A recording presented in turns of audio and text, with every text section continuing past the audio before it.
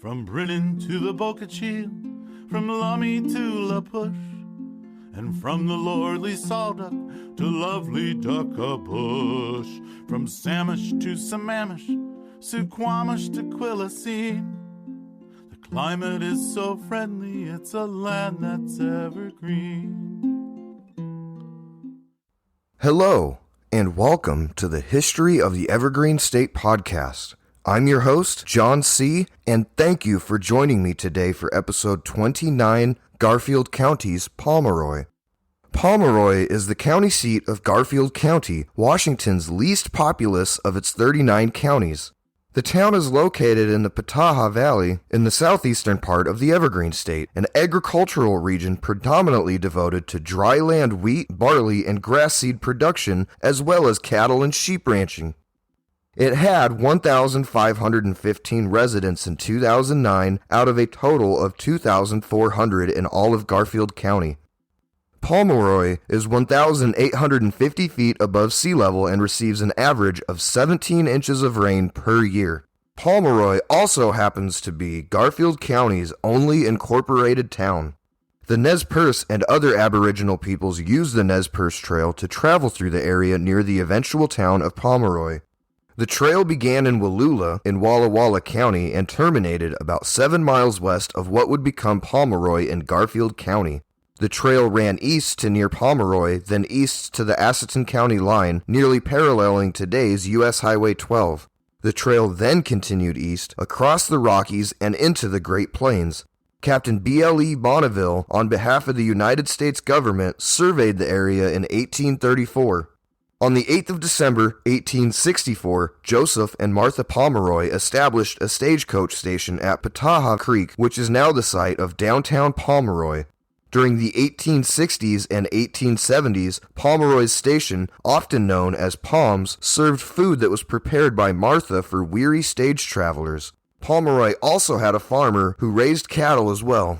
Later, Martha Pomeroy St. George recalled, "Our house became the famous stopping place on the road between Walla Walla, Washington and Lewiston, Idaho. When the travel was heavy, we made some money, and when the travel was light, I had to work outdoors milking cows, making gardens, and all kinds of hard work. My little children almost raised themselves, taking care of the baby and helping me in many ways. Work, always thinking of how to make nice things to eat for the traveling public and how to keep expenses paid."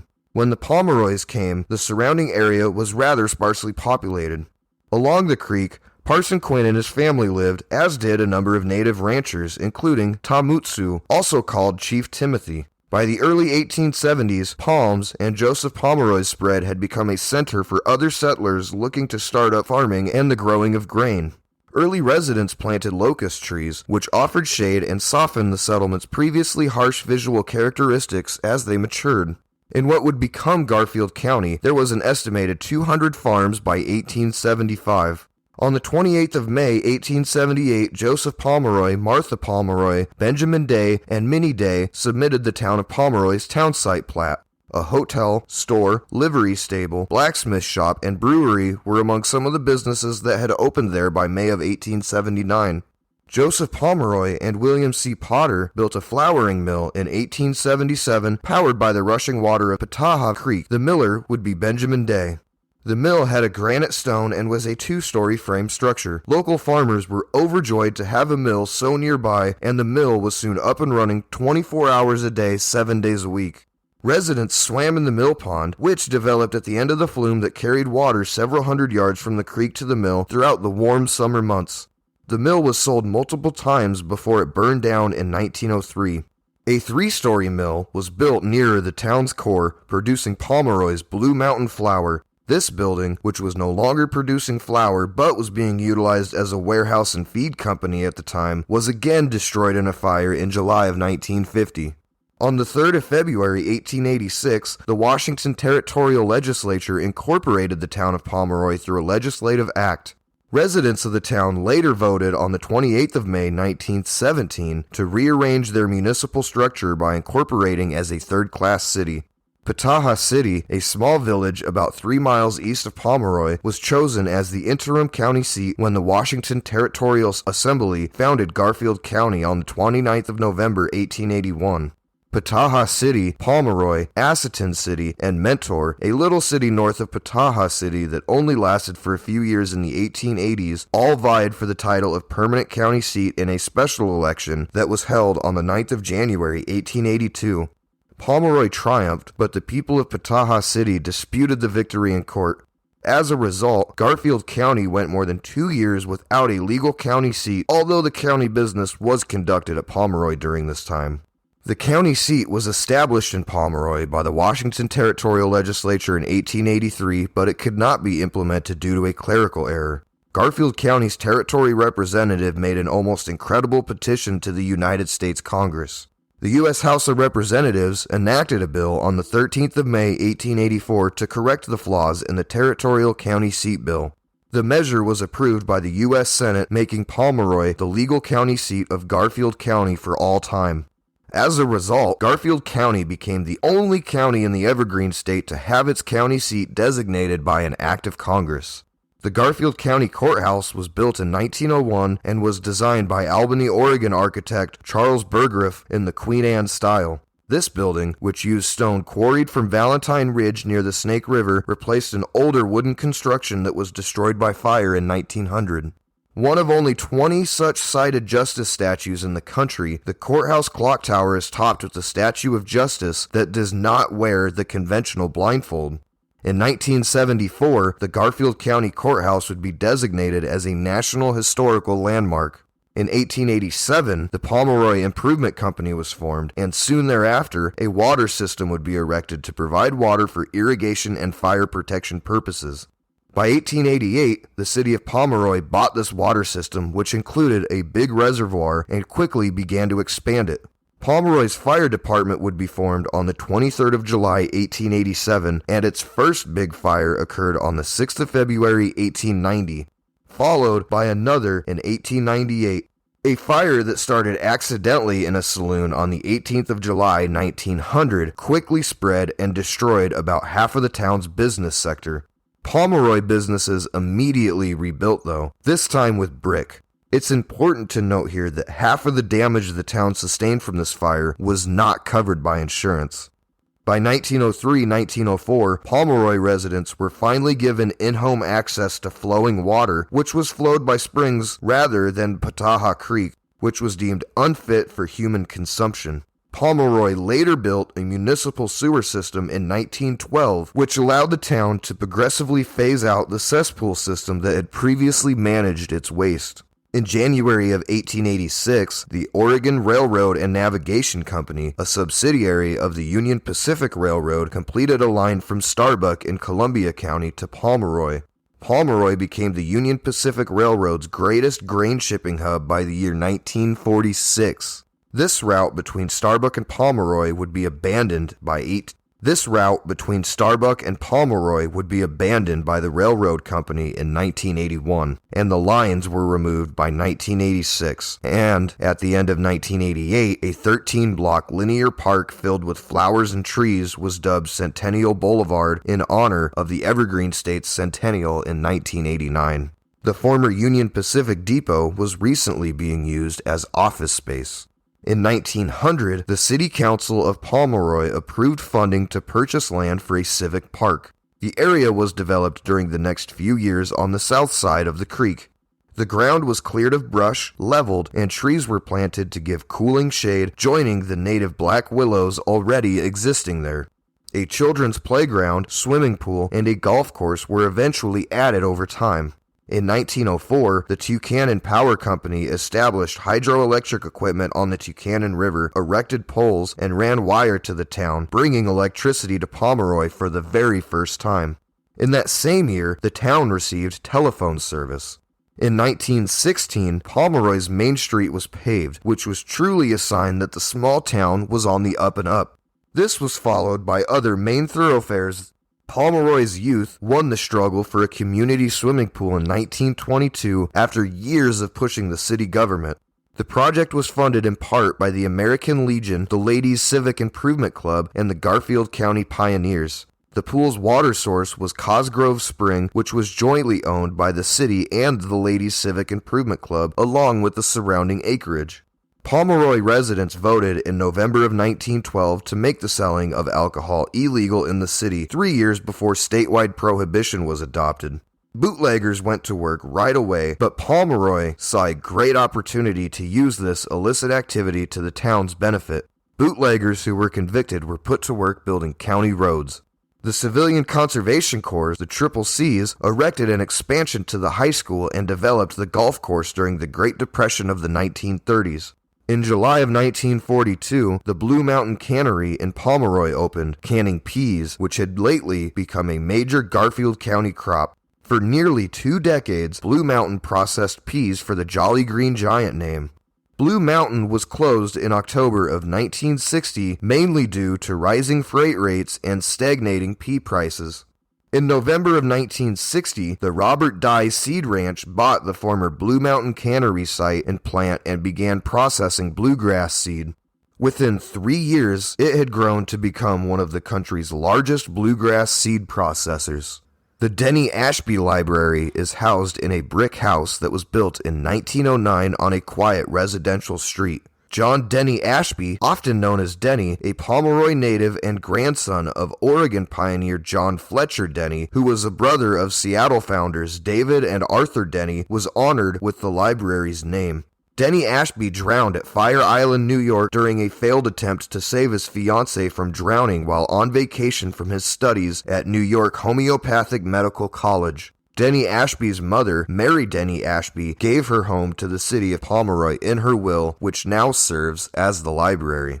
The library opened in 1928 and was run by the Civic Club until 1935. The county leased the building from the city, and a library board was formed. Half of the structure was utilized as the librarian's living quarters until 1999. The Seattle firm Caldwell Architects refurbished the library in 2002-2003. As of 2010, it housed about 10,000 books and multimedia items. Local families established a modest one-room school for smaller children soon after the establishment in Pomeroy.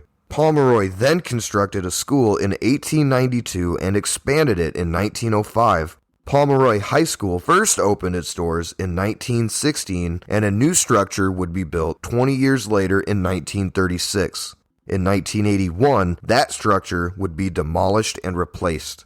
The combined enrollment of Pomeroy Elementary, Pomeroy Junior High, and Pomeroy High School is about 407. The pirate is the school's mascot, though exactly how it relates to Pomeroy is beyond me. Pomeroy's first church, Holy Rosary, was founded in 1878. The initial church structure, which was completed in 1880, was blown down in an intense windstorm that very same year. It would be promptly rebuilt, but in 1916, a new church structure was constructed. Fraternal orders, with their combined benefits of fellowship and communal infrastructure, have been a significant part of Pomeroy's history since its founding. The Masonic Evening Star Lodge, number 30, was chartered in 1879, and a Royal Arch chapter was founded in 1886. The Pomeroy chapter of the Odd Fellows was created in 1879, and the Rebecca Lodge in 1888. Pomeroy's Woodmen of the World branch was founded in 1892, followed by a Women of Woodcraft chapter. Beginning in 1884, the Women's Christian Temperance Union, the WCTU, had a chapter in Pomeroy. The WCTU operated a free reading room for the convenience of local inhabitants, in addition to lobbying for temperance and temperance living. Prior to 1919, the Women's Civic Club, also known as the Ladies Civic Improvement Club, supported Pomeroy's civic maturation by monitoring initiatives including street lighting, public drinking fountains, park improvements, and public cleanup days, which we should bring back now. I'm totally in favor of that. Everybody take a day off and clean up the streets, as dangerous as that would be. On the 4th of May, 1907, the Pomeroy Local No. 10 branch of the Farmers Union, a nationwide farmers organization founded in 1902, was formed. Members formed a warehouse firm the next year and curated a 50 by 400 foot warehouse with a 200,000 bushel capacity.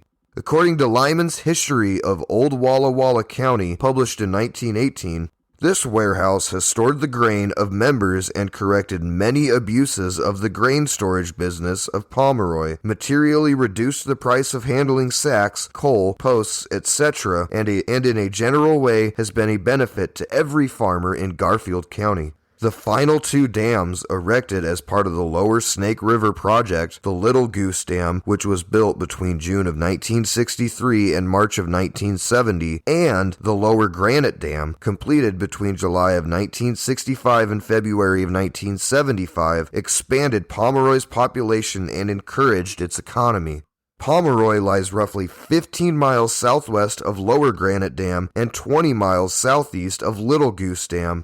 However, by the 1980s, this brief boom had worn off and Pomeroy's population, like that of the rest of Garfield County, was on the decline. Today, Pomeroy is home to a thriving historic preservation community dedicated to preserving and enjoying the town's architectural and cultural treasures. The downtown Pomeroy Historic Zone is a 13.7-acre, 8-block district bordered on the east by 10th Street, the south by Columbia Street, the west by 6th Street, and the north by Main Street, which is U.S. Highway 12. The majority of the structures in the historic district were built between 1887 and 1953. The downtown Pomeroy Historic District was added to the National Register of Historic Places on the 21st of August, 2003. The Seeley Theater, which is located at 67 7th Street, was built in 1913 to replace Burlingame Hall, a nearby wood-frame theater. Edwin W. Houghton, who also designed Seattle's original opera house, Moore Theater and Majestic Theater, the Spokane Theater and Clemmer Theater, and Bellingham's Beck Theater, designed the Seeley.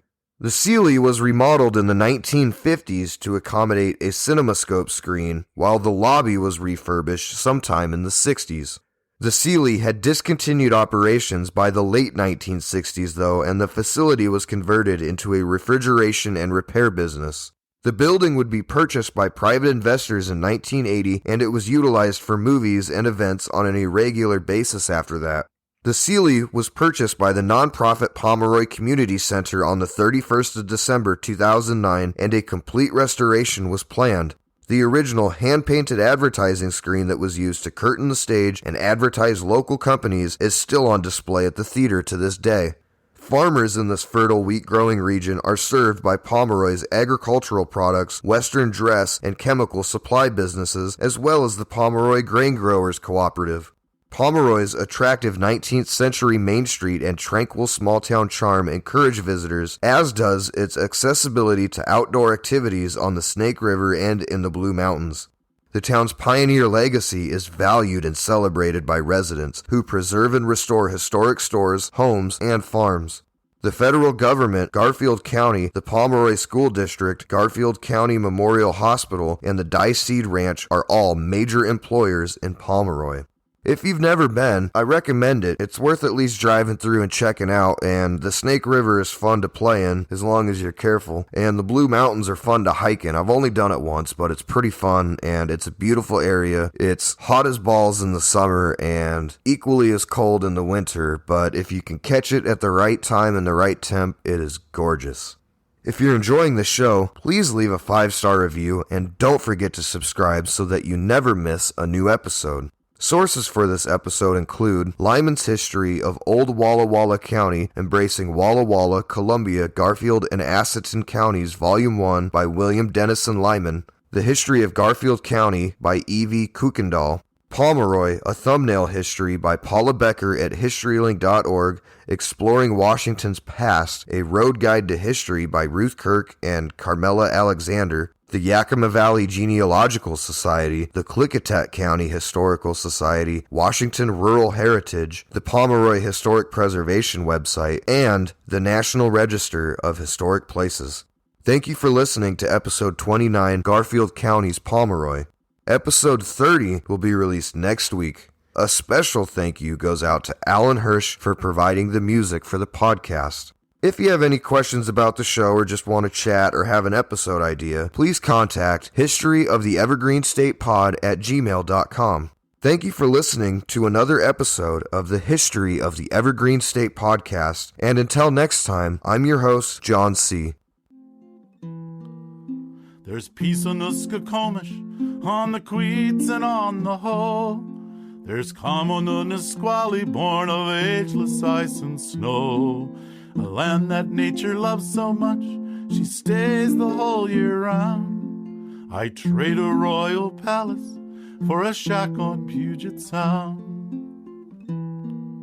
There's Jimicum and Stillicum, where spouts the gooey duck, the singing Stillaguamish and the swirling Skookumchuck, and Moclips and Copalis, where the razor clams abound. A little bit of heaven is a shack on Puget Sound.